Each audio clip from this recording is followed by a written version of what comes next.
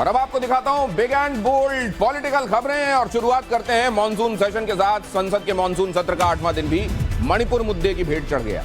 राज्यसभा में सभापति जगदीप धनखड़ ने नियम 176 के तहत चर्चा की मंजूरी दे दी, लेकिन सदन में हंगामा जारी रहा, जिसके बाद धनखड़ ने अपने ऑफिस में कांग्रेस अध्यक्ष मल्लिकार्जुन खड़गे और कुछ मंत्रियों से बात भी की ताकि सदन चलाया जा सके, लेकिन विपक्ष पीएम मोदी के बयान की मांग पर अड़ा रहा। वहीं लोकसभा में भी हंगामे के चलते कार्रवाई रोकनी पड़ी। हालांकि फिल्म पायरेसी रोकने के लिए लाया गया सिनेमाटोग्राफ अमेंडमेंट बिल पास हो गया। इसके बाद हंगामे के चलते लोकसभा की कार्रवाई पूरे दिन के लिए स्थगित कर देनी पड़ी। और अब ये देखिए, दिल्ली सेवा बिल को लेकर पार्लियामेंट में क्या हुआ। लोकसभा में भारी हंगामे की वजह से दिल्ली सेवा बिल पेश नहीं हो पाया। अब इस बिल को कल संसद में पेश किया जाएगा। इस बिल को लेकर आम आदमी पार्टी लंबे वक्त से अपना विरोध दर्ज करा रही है। बिल को रोकने के लिए दिल्ली के मुख्यमंत्री अरविंद केजरीवाल पूरे देश में घूमकर विपक्षी नेताओं से समर्थन की मांग जुटा चुके हैं। समर्थन जुटाने की मांग कर चुके हैं, माफ कीजिए, और कई दलों ने उन्हें समर्थन का भरोसा भी दिया। अब जब कल ये बिल लोकसभा में पेश होगा तो उस वक्त केंद्र सरकार के इस बिल के खिलाफ विपक्षी गठबंधन इंडिया की असली अग्नि परीक्षा होगी। एनडीए के संदर्भ में यह खबर भी आपको देख लेना चाहिए कि मिशन 24 के तहत एनडीए ने अपनी तैयारियां तेज कर दी हैं और इसी के चलते पीएम नरेंद्र मोदी आज एनडीए के सांसदों से मुलाकात कर रहे हैं। प्रधानमंत्री आज उत्तर प्रदेश के पश्चिमी हिस्से कानपुर, ब्रिज, बुंदेलखंड, पश्चिम बंगाल, झारखंड और ओडिशा के 83 सांसदों से मिलेंगे।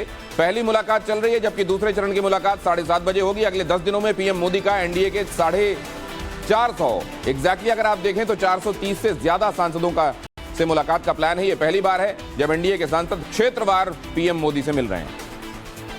और ज्ञानवापी परिसर में सर्वे होगा या नहीं, इस पर फैसला 3 अगस्त को हाई कोर्ट में होना है। लेकिन इससे पहले यूपी के सीएम योगी आदित्यनाथ ने बड़ी बात कह दी है। उन्होंने जो बयान दिया है वो बहुत महत्वपूर्ण है।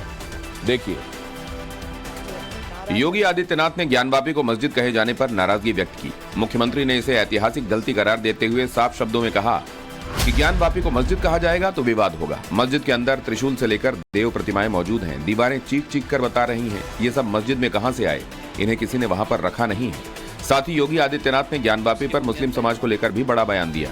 उन्होंने कहा कि ज्ञानवापी पर मुस्लिम समाज से गलती हुई है और मुस्लिम पक्ष की तरफ से समाधान के लिए प्रस्ताव आना चाहिए। हालांकि ज्ञानवापी पर सीएम योगी आदित्यनाथ के बयान से मुस्लिम पक्ष नाराज है। ज्ञानवापी के मुस्लिम पक्षकार मुख्तार अहमद अंसारी ने कहा, ज्ञानवापी के अंदर नहीं बल्कि बाहरी दीवारों पर प्रतीक चिन्ह है। वहीं एआईएमआईएम चीफ असदुद्दीन ओवैसी ने कहा कि बाबा बुलडोजर की राजनीति करते हैं और मुसलमानों पर दबाव डालना चाह रहे हैं। और बिग एंड बोल्ड अगली पॉलिटिकल महत्वपूर्ण खबर। कल का दिन देश की सियासत के लिए बेहद अहम दिन होने वाला है, जब एक मंच पर पीएम मोदी और शरद पवार होंगे। इसी को लेकर इंडिया गठबंधन परेशान है। दोनों नेता 1 अगस्त को पुणे में लोकमान्य तिलक राष्ट्रीय पुरस्कार समारोह में शामिल होने वाले हैं। इस समारोह में पीएम नरेंद्र मोदी को मिलेगा पुरस्कार और शरद पवार होंगे यहां पर मुख्य अतिथि। बतौर मुख्य अतिथि शरद पवार पीएम मोदी को सम्मान देने वाले हैं। मंच पर सीएम शिंदे और दोनों डेप्यूटी सीएम भी मौजूद रहेंगे। पीएम मोदी के साथ मंच पर पवार की मौजूदगी इंडिया के नेताओं को नागवार गुजरेगी। कई विपक्षी नेताओं का कहना है कि शरद पवार की मौजूदगी विपक्षी एकता को कमजोर करेगी। विपक्षी नेताओं का कहना है कि इस कार्यक्रम की तस्वीरों का बीजेपी राजनीतिक फायदा उठा सकती है। वक्त मणिपुर पर पीएम मोदी को संसद में घेरने का है, दोस्ती निभाने का नहीं। और अगली खबर देखिए, बिहार से राजधानी पटना में एक बार फिर से अंधाधुंध फायरिंग से हड़कंप मच गया। बाइक सवार बदमाशों ने दिन दहाड़े बीच सड़क पर पूर्व पार्षद को छलनी कर दिया। गंभीर हालत में नीलेश यादव को अस्पताल में दाखिल कराया गया है। वहीं हमले का सीसीटीवी भी सामने आया है। राजधानी में दिन दहाड़े गोली चलने पर बीजेपी प्रदेश अध्यक्ष सम्राट चौधरी ने राज्य सरकार पर सवाल भी खड़े किए। उन्होंने कहा कि बिहार बुरी तरह जल रहा है और नीतीश जी आराम कर रहे हैं, उनसे बिहार संभाले नहीं संभल रहा। कहां और क्यों तख्ता पलट के बाद लगे पुतिन के नारे, पूरी खबर बिग एंड बोल्ड इंटरनेशनल में आप आगे देखेंगे। लेकिन उससे पहले आज की कुछ और बिग एंड बोल्ड पॉलिटिकल अहम खबरें big and bold quick takes में। दिल्ली के पूर्व डेप्यूटी सीएम मनीष सिसोदिया को आज राउज एवेन्यू कोर्ट में पेश किया गया। अदालत ने मनीष सिसोदिया की उस याचिका पर ईडी को नोटिस जारी किया जिसमें उन्होंने चिकित्सा और दूसरे खर्चों के लिए बैंक खातों से कुछ रकम निकालने की अनुमति मांगी थी। दरअसल बैंक ने कोर्ट के लिखित आदेश के बिना पैसों की निकासी से इनकार कर दिया था। मामले पर अगली सुनवाई 4 अगस्त को होगी।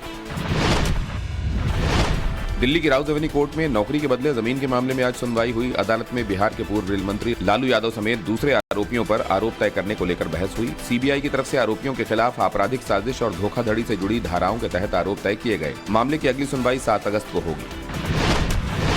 सुप्रीम कोर्ट ने पटना में बीजेपी नेताओं पर लाठीचार्ज से जुड़ी जनहित याचिका पर सुनवाई से इनकार कर दिया। देश की सबसे बड़ी अदालत ने याचिकाकर्ता को पटना हाई कोर्ट का रुख करने के लिए कहा। 13 जुलाई को पटना में बीजेपी के एक विरोध प्रदर्शन के दौरान पार्टी नेता विजय सिंह की मौत हो गई थी। याचिका में पूरे मामले को किसी रिटायर्ड जस्टिस या SIT से जांच कराए जाने की अपील की गई थी।